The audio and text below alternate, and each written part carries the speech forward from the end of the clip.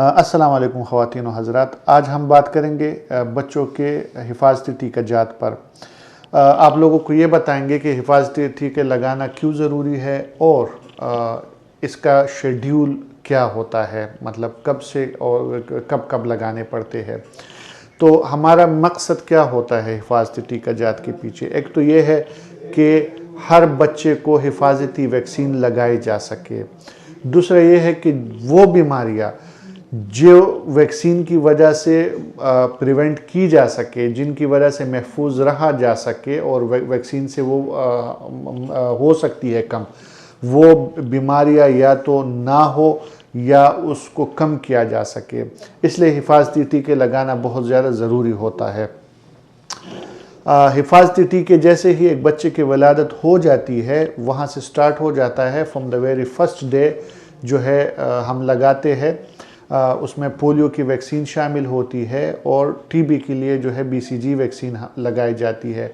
और अब पाकिस्तान में हेपेटाइटिस बी चूँकि इतना ज़्यादा कॉमन हो गया है, इसकी वजह से हेपेटाइटिस बी की वैक्सीन भी बर्थ डोज भी आ गई है और वो भी बाकायदा हर सरकारी अस्पताल में लगाई जाती है।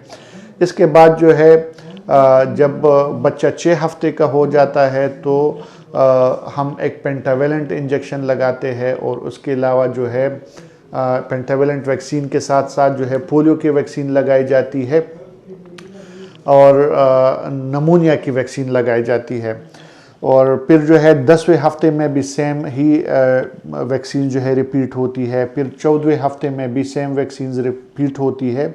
उसके बाद फिर 9 मंथ जब 9वां महीना स्टार्ट हो जाता है बच्चे का, तो उसमें जो है हम लोग फिर खसरे का टीका मीज़ल का लगाते हैं। और फिर जब 15वां माह स्टार्ट हो जाता है तो 15वें महीने में भी हम खसरे का टीका लगाते हैं।